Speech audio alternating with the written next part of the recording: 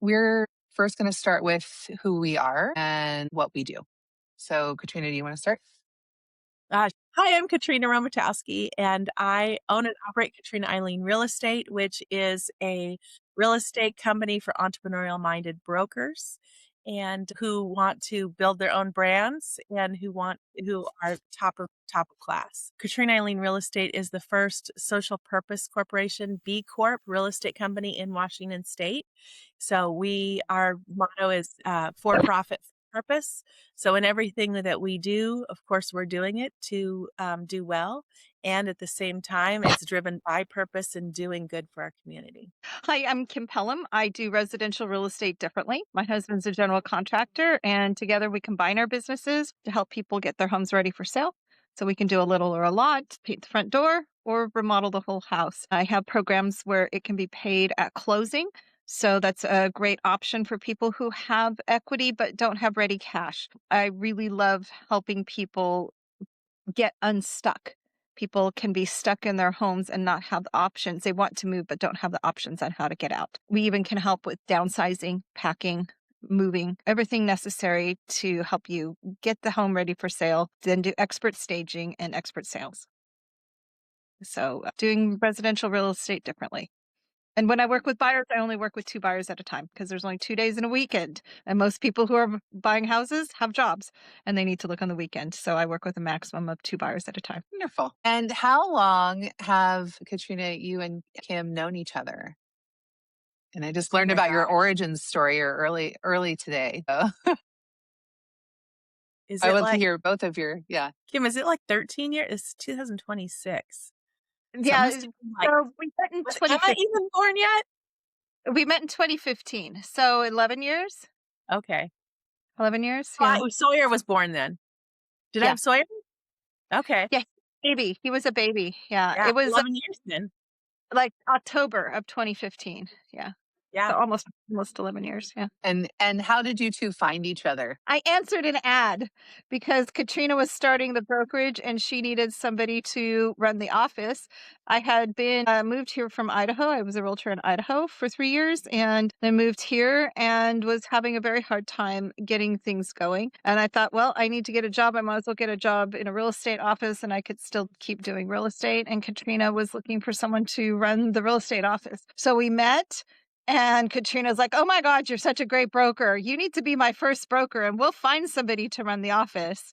So that's what we did. We found someone to run the office and I was Katrina's first broker and still here. And yeah, and broker number one, and Kim was, I mean, as she was extraordinary also during that time helping the company get launched. And I I did love end that up, because story. we lost the first person after a few months. So I did end up being in the office for about 8 months. I worked for Katrina for 4 days a week and then I do real estate for 3 days a week. And I did that for about 8 months. And then we found somebody else. I just learned that this And the morning, rest actually. I is was like, I history. Now never we're knew just that. great Yeah. friends and great friends. I have just immense respect for Kim and her husband. And yeah, I think we'll be working together for a long time and friends for even longer. Yeah, that's very true. I love that. And, actually, when I first met Katrina, when I was the general manager at Columbia Tower Club, the first, maybe the second thing she said to me was, great, you're an entrepreneur. I was like, me? An entrepreneur? I was like, she's crazy. I'm hospitality all day long. And here we are. Okay, so the both of you are top performing brokers, and I mean that's pretty undeniable if you look at the things that you've accomplished over the years. But if you could go into sort of the things and awards that you've achieved, I'd love to capture a little bit of that at this time. I'll start with Kim. Okay, so the concierge program that I have where we can help from everything from downsizing, packing, moving, remodeling, and cleaning, refurbishing the home. Then we have expert staging that I do myself. Part of the staging is why I do it myself is that so I don't have to charge a monthly fee. When houses stay on the market longer, people will often remove the staging because it's a financial drain. They're tired of paying $800 to $1,500 a month. And so they remove the staging. And then when the right buyer comes through, the house doesn't look great because the staging is gone. So I'm doing my own staging again because that allows me to not have that monthly fee. I'm not staging the house as a profit center. I'm staging the house because I want it to get sold and I want it to stay staged. So I had sold my staging business about 3-4 years ago, and then that gal went out of business because she couldn't afford the storage. And so I ended up going back into it and reacquiring inventory. And mainly because I want to make sure that I can offer staging services without that monthly fee so that the house stays staged. So that's some of the things that I do differently. Expert negotiation, of course, and expert representation. Then when I'm working with buyers, I work with buyers a maximum of 2 buyers at a time. That is an intentional decision because I want to be able to really focus on the buyer and help them with this. This is a huge purchase. This is the largest financial transaction they're going to have in their life. And I really want to make sure that I am giving them my full attention. So a maximum of 2 buyers. It's really hard to work with more than 2 at a time. So that's my business model for buyers. And so that's some of the things that, I've worked really hard to be different in the marketplace and have a way to stand out because there is a lot of realtors out there. Everybody knows a few, and you've got to really work hard to do something different. Things that I'm proud of as far as achievements, I won Best of Snohomish County 2 years in a row in 2023 and 2024. That's the Everett Herald has a contest for the Best of Snohomish County. And so I think that's one of the things I'm really proud of is winning that contest for 2 years. Love to add to that because, when it comes to Kim and real estate, yes. Is she the best in Snohomish County 2 years in a row? Yes. Is she the best? She absolutely is. She brings the greatest tech. To get her property sold. She provides the service. She makes it so that it's approachable. People who don't know how to even get started and they don't have the money to actually do the things that need to be done to a home so that they can, so they're not leaving a lot of money on the table. She brings that. But so she's got all of that, everything she said, but from the perspective of a designated broker owning and operating a real estate company, Kim is rare. And it's not because of all of those things. It's because she is such an out of the box thinker. And I don't know how these things come across your plate, Kim, but she has the tenacity to work through situations, title issues, legal problems, encroachment problems, buildings on the wrong side of the property lines, and she gets these deals closed. And most people would wash their hands of some of the problems that I've seen Kim take on and just get it complete. And she sticks with it. The other thing that's really amazing about Kim is how she is with people and how people respond to her. So it doesn't matter. Like I've seen her work with people who, it's a $5,000 mobile home, right? And to all the way up to multi-million-dollar homes. Every single one of them, every single client I've ever seen her work with feels honored, heard. She just brings this quality that people feel they can count on her because they can. And people know that they trust her and they just know that she has their best interest at heart. And you really can't say that with a lot of people in this industry. And so it's really a privilege watching her and working with her because what I know is no matter what comes up, Kim's going to get the job done for her clients and there'll never be anything that ends up escalating to my desk because Kim handles it. Thank I you. love That's very that. kind. It's true. That warmed my heart. If there's a weird deal to be had, it's going to come across my desk. I have no idea. I always end up cleared in hard stuff. I don't know. Maybe it's the universe knows I can handle the hard stuff, and I Uh-huh. get a lot of hard stuff. And she sticks with it. Yeah. Yeah, they're Yeah. closed almost always. Very rarely does something not close. I always find a way. When there's issues, I often tell my clients that most transactions will have a bump. There's going to be a bump in the road, and my job is to help get them through the bump as smoothly as possible and with the least amount of stress to them as possible. Sometimes it's a little bump and sometimes it's a really big bump. But if we take things one step at a time and just break it down, keep our cool and just take it one step at a time, almost always we can find a solution. And it's just having the tenacity to not give up and think outside the box, call on different resources to find the solutions. And that's what helps get things to closing. And as the real estate market cools down, we're going to have there's going to be more issues. There's going to be more bumps. It's going to be a little more difficult to get things to close. And so that's where it really is important to have a broker who is experienced and someone who does think outside the box, to have this deep well of creativity and experience. When I started in real estate in Idaho, I worked for Idaho's largest hard money lender, and we did all kinds of weird transactions. And it was in the depths of the recession, and we had, did a lot of lease with an option to buy. We bought a mobile home park, and I helped him finance, complicated deals. I also did mortgages for him. So I just have my start in real estate was doing strange and complicated deals. And so it just kind of, I think it attuned my brain to just how to think about things differently and a way to find solutions that other people may not think about. So I love finding solutions. And that's one of the things I really love about real estate, is that it's always interesting. It's never boring. There's always something to learn, and there's always something new challenges, and I love being challenged. And so, yeah, I really love that about real estate, is just finding the answers. And I think it's funny that your analogy is, there will be a speed bump. Sometimes there's a really big speed bump.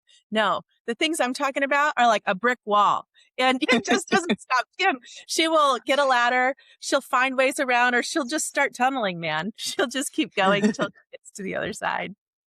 I turn the brick walls into speed bumps. A magician of sorts. So we'll go into you, Katrina, now. You built Washington's first B Corp real estate company. For those who may not know what that means, can you explain that and a little bit about how KERE does business differently?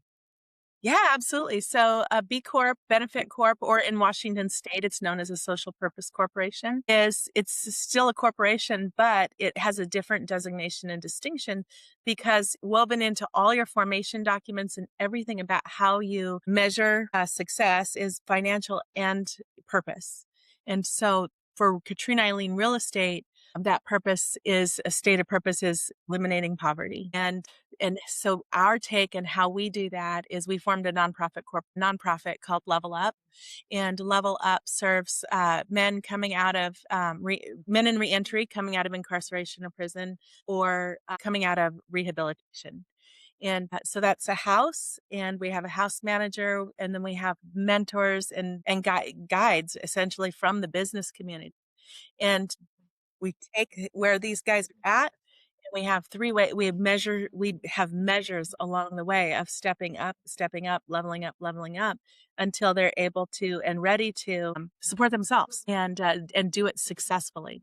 And so that's Level Up. And that came out of Katrina Eileen Real Estate being a for-profit, for-purpose company. Every broker that comes to Katrina Eileen Real Estate is really they're a different breed of real estate or broker, because this is something that really resonates with them.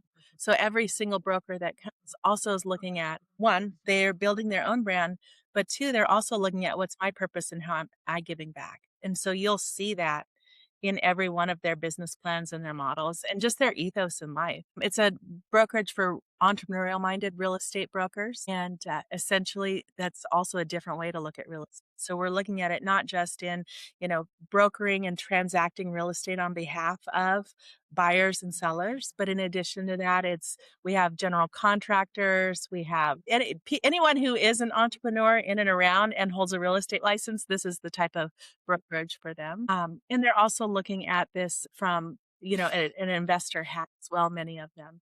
And so they're here to learn they're here to learn how to invest and how to grow their own portfolios so they can invest in the product that they sell. Love it. And so you both have sort of a one-stop shop, for lack of a better way to describe it, programs, but they differ a little bit. With Katrina, yours is coined Fix It to List It.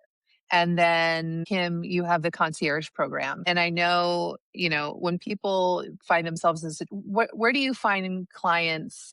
Let's say you have a home and there's a whole bunch of stuff that needs to be done. How do those clients find you? What's the best way for them to find you? And what kind of difference does investing in fixing up some things or a lot of things in some cases do for the sale of that home?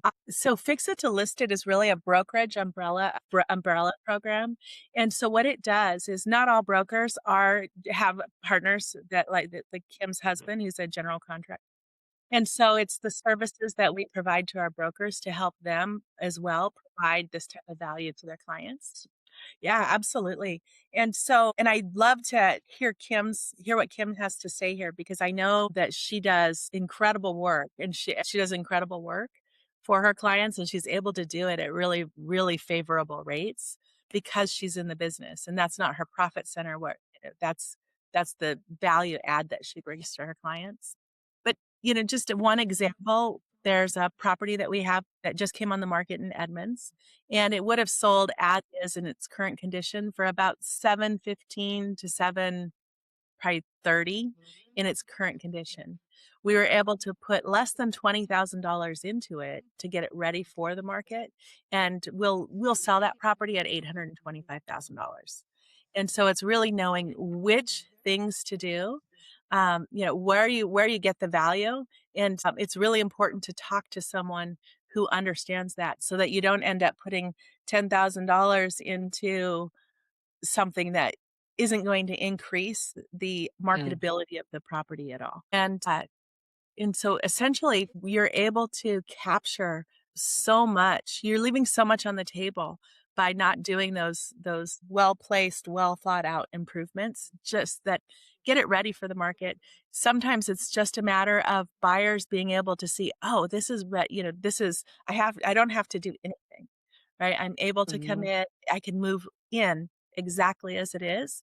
And then, there's those little things like, oh, it doesn't have a dishwasher. I may need to, or that's kind of a silly example, but it's a real one. There's a lot of things that they can now look past because the home is turnkey from their perspective. Where if you were not to do those other things and put the dishwasher in, well, guess what? That's not going to make the difference in the net purchase price that you're going to get at the end of the transaction, at the end of the day. Yeah. I would add, And I would add, God. I would add too, buyers have choices right now. The inventory is way up. Our inventory is at least doubled what it was at the lowest point when the market was really hot and we had such low inventory. We have, double the inventory now. So buyers have choices and they want the best home and they want the best price.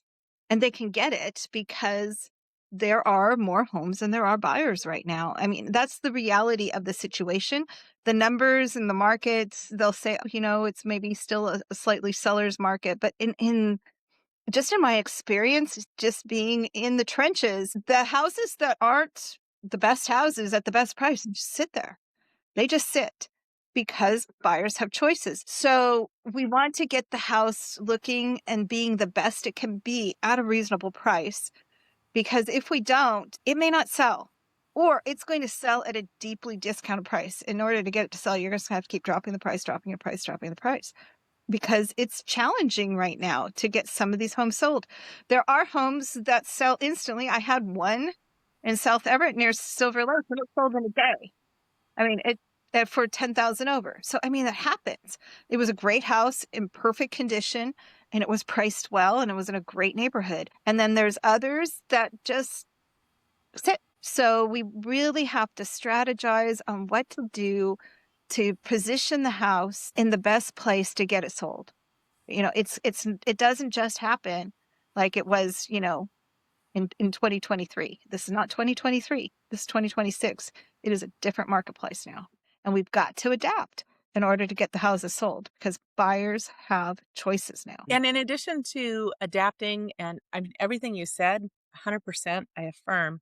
There's also just the positioning of your property. So you need to do all of those things. It needs to be the best, the best condition, the best photography, the best staging, the best marketing, and pricing, right, commensurate with all that. But then if there's all this inventory, how do we make sure that with that all of that is placed in the path of where the buyers are going to see it.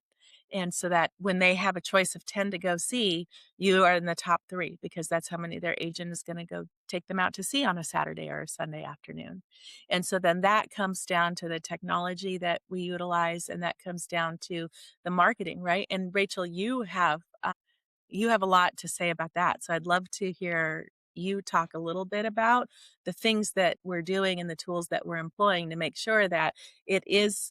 We were talking to a buyer this morning who said, "Oh, the way me and my wife found our agent is, nobody wants to go to Zillow and go off to this other clunky platform and go over here and to these other sites. We just were scrolling through Instagram."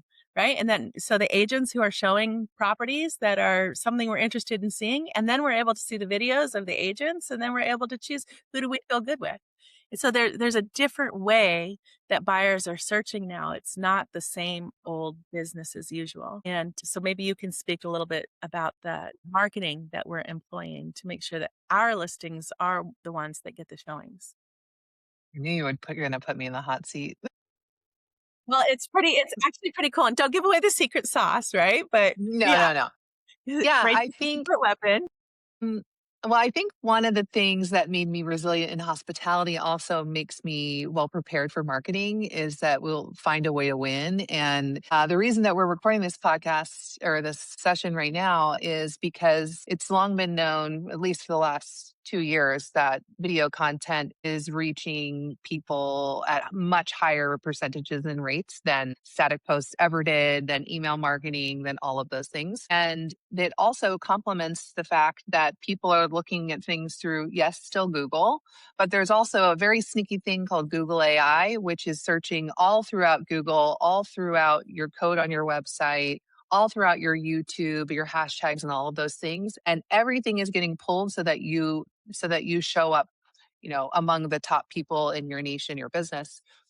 And right now we're in like the 2010 time when like the smartest business owners grab their Facebook page. And so, it's really important to me that the people that I work with, including you both, are getting in on that sort of land grab time because what worked before isn't going to work in 6 months. There are some tried and true best practices that will always work, but these will give that edge to people who are getting in on it now. It used to be you could run a funnel. It just things have changed. Even from when I started working on this 6 months ago with you, Katrina, with Respace, I mean, things have changed 10,000 times over. And so I think it's just really important to adapt with not to everything, because not everything is going to work, but just to take the best things that you can find, video conversations being one of them. Also, because having a conversation like this, a podcast, is networking, right? And so you can open a conversation, you're offering content to the person that you're networking with, but then you're going to be top of mind for that person. So that's just a little bit about it. I don't think I gave away any secret sauce, but that's just my approach is if it's not working, we need to focus on what's going to move the needle, not just this is what I do and this is how I do it. This is what I do and this is how I do it. And if it doesn't work for you, then whatever. So Yeah. And I think the thing that something you touched on that is to me the most important thing and why we're working together is because we're in an age now where, when you look at just how AI has transformed the ability to deliver over even the Mhm, past 6 months, it's exponential. And that's not going to level off over the next five mhm, years, over the next 10 years. How content is consumed, how information is consumed, how it's communicated, and the volume at which we can create quality communications, quality materials is going to continue to change. And it's not just so there's been ChatGPT and Claude and all of these different platforms that and the ones that were working and at the forefront 3 months ago are not 1 month ago and are not even 2 weeks ago. And so it's not a matter of, oh, somebody's mastered it. Rachel, you have a growth mindset, like no, mhm, like nobody's business. And so what I really appreciate about you is you're always bringing the next tool, right? And the next thing that might be you're at the forefront. So you're not waiting for things to perform and then we're 3 months behind being out in front.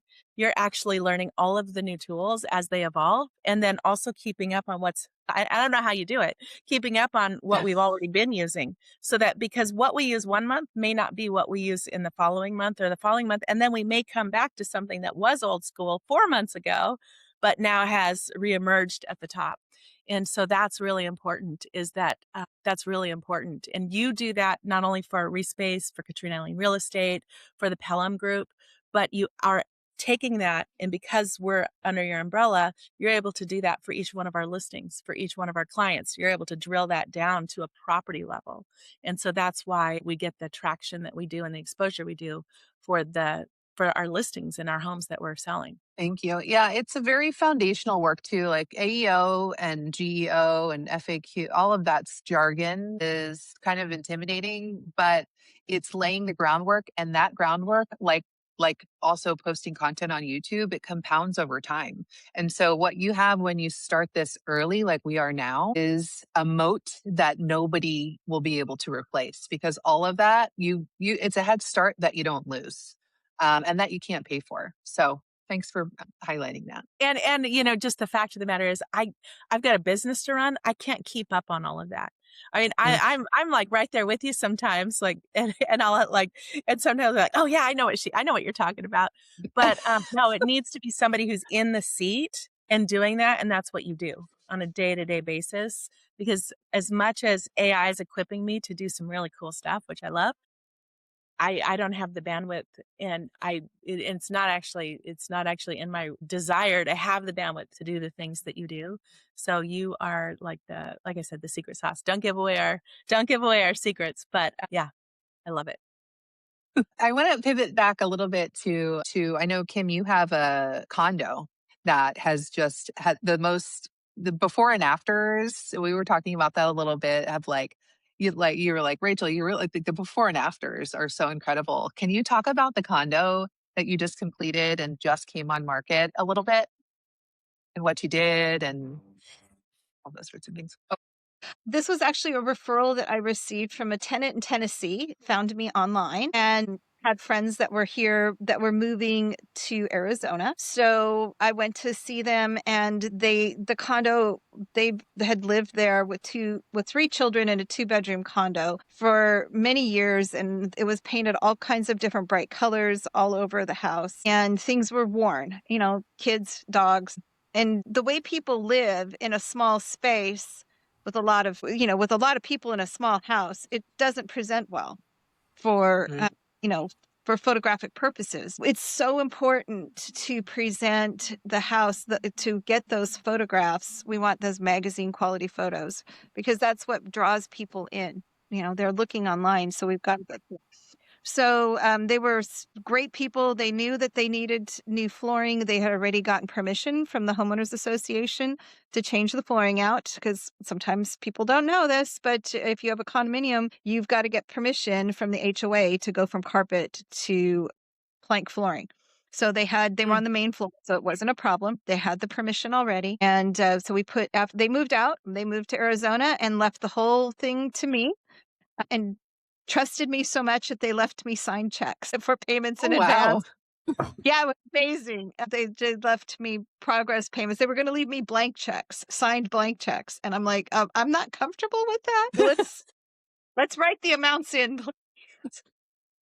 Wonderful people, so trusting, but we just really connected. We just connected on such a deep level that they just felt like they could trust me with everything that needed to be done. And so we put in, and I got it done in 3 weeks. We had new flooring. We also replaced the baseboard and the trim around the doors. Discovered that when you remove the carpet and don't change the doors out, it left a gap like this big at the bottom of all the door frames. So this is where my husband's genius comes in. He's such a great problem solver. He came up with an idea of how we could fill in that gap and patch those, so we didn't have to remove the doors and replace the door casings. So we patched all of the underneath the edge of the door casings, so you couldn't tell that there had been a gap, and then painted walls, ceilings, doors, and trim. Did custom colors. The ceilings were white. The walls were a light warm buff color and white trim.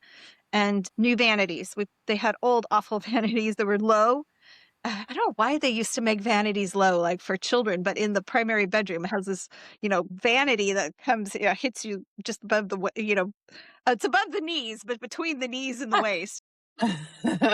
It'd be Rachel's knee. I was going to say for me, it sounds like it would be like my ankles. Bathroom. And so we removed both vanities and replaced them with, new ones and, with granite, not granite, but composite, not composite, but what's it called? Quartz tops and new sinks. Refinished the shower and the bathroom stall. So we didn't replace them because they were in good condition. They were just beige, so ugly. So we replaced all the hardware.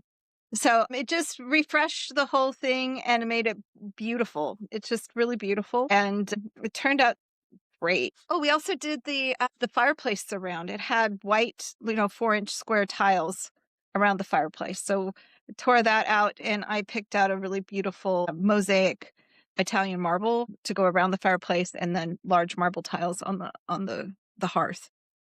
So it turned out great. I can't wait to share the before and afters of that one. Yeah. And the thing about it is it's not just like the things that are done, right? The replacing the carpet. It's actually the finishes that are selected. And so that's Choices. one of the things the choices, the selections, the colors. And that's one of the things that Kim is so good at. I borrow her staging. Actually, I had a listing and she let me go to one of hers that had just sold. I literally just took it all and then laid it right back out because I put the picture. I matched it all exactly how she'd done it because, she's just got this eye. And so she always has the right colors. It has the right, like small things to little things, the balance, right? Balance, the right colors, the right balance. And I don't know where she finds the stuff that she does for her staging, but it looks beautiful. So the right colors, the right color on the wall, the right color on the floor, making sure that you don't have cools and warms, warms and cools. It always flows really well. And then add the staging to it. It knocks it out of the park. So much so that, like I said, I borrow it. That's the highest compliment. One thing I did, as you were talking about the renovation and all of that, Kim and you and I have talked about sort of horror stories. I thought it might be cool to get maybe one of those from each of you. Like, can you kind of like a can you believe this is what we found kind of thing? I thought that would be interesting. Well, this one, it's not really a horror story, but it's like a challenge. The house that sold in a day. A challenge. Yeah. This is a challenge because they had done renovations without me, right? They had picked a paint color. They had a cool gray paint color and all of the kitchen cabinets and the countertops in the kitchen, the tile in the bathroom was all warm. It was like a tan. And it didn't go together. And what am I going to go in and say? You just painted all of the inside of your house and you did it the wrong color. I can't say to them. So I'm thinking, how do I work with this? How do I work with this? Because like the carpet they put in, the carpet was kind of tan, but the walls were gray. The carpet's warm. And it's hard to it like just clashes. Like it just clashes. It's hard to describe, but people feel it. Like they walk in, like they just don't stay. They don't feel comfortable. People feel it. And so they might not be able to put their finger on why it doesn't feel right, but it's not right. So Yeah, it's just not right. Yeah, it's just not right. So I just went in there with an eye like, okay, how do I pull? So I found bedding that had, kind of cool and warm together. And it was a challenge to bring things together. And I had to buy specific pieces for that house to bring the cool and the warm to bridge it. So it was kind of a bridging. Part of the staging was bridging the cool and the warm and then just throwing a little bit of funkiness here and there, just things that are interesting, pictures that are a little kind of interesting, funky, different, something that just kind of catches your eye and distracts the mind. So it's like they're looking at like, the dog is so funny. Look at that funny picture. And they're not thinking about what about this house doesn't go together because once they remove the staging, the buyers are going to walk in and go like, huh. They're going to need you to come help them decorate. Yeah. Together. This just really doesn't flow. So you remember the house we did in Marysville And this was a long time ago. And the house just, it was pretty thrashed, but we got in there, just cleaned it. And really, and so we priced it right because it needed a lot of work. But what happened was with the staging, people realized I don't actually like this house is livable Oh, now. If I that just, that was yeah, my first listing. That was my first listing in after moving from Idaho, and you helped me do the staging. This was when I was new to staging, and you opened my eyes to what staging could do. And the house needed a roof, it needed an electrical panel. I mean, it needed so much work. I had my own disclosure that I handed people at the door that the things because legally I'm required to disclose the things, and the seller had really bad health problems, and he had been a hoarder. We got the stuff out of the house. Yeah, and that because people would the photos looked fantastic, and the people are like, why is this house so cheap? And I'm like, here you go, here's the 'cause it needs a disclosure. lot of work. Yeah. This is all the things it needs. It needs a roof, and there's live animals in the crawl space. But yeah, and the fact of the matter is, I feel like you're overstating it just a little bit because the house was livable, right? Like, yeah, did it need a new electrical panel? Yes, but it had been working all of anyway. So as long as people know what they're getting into, which they did, it's an incredible price. And when you just get it cleaned up and you just put nice things in there, you realize, oh, we could actually be comfortable there. It's okay. That one sold right away. It's so Yeah. what we had, I think, 19 offers on that one. And it was and I was working with people who and this was before we had funding for when people didn't have money to before closing. I lent him like $1,000 to go buy paint, and we got paint at Walmart at the time. You get paint for $10 a gallon, and they were they did the painting, and I actually went out and did painting. We did some painting ourselves because I was just like, we've got to get this house on the market, and I helped them. Oh gosh, we moved Yeah. boats and cars out to his parents' house. Oh, yeah. I was Yeah, helping that's him the thing move is and that's the thing about you, Kim, is you'll roll up your sleeves and you'll just work right alongside anybody doing anything. I've watched you do that many times, yeah. That is true. I've done that. There's no job that you shy away from. I have mass respect for you. Will not go in the crawl space. I will not go in the crawl space. That I draw the line. I think I had put that in like our initial website that we did for Kim. She's like, I would not do that. Yeah. I will crawl space. Basements are fun, but not practices. Yeah. Yeah. It sounds like you've been in a crawl space maybe, and it wasn't good. I've been in a crawl space. I'm different. Yeah. Your best piece of advice for a seller who thinks they can't afford to fix anything and therefore cannot sell their home. Did you hear me? We have programs for that.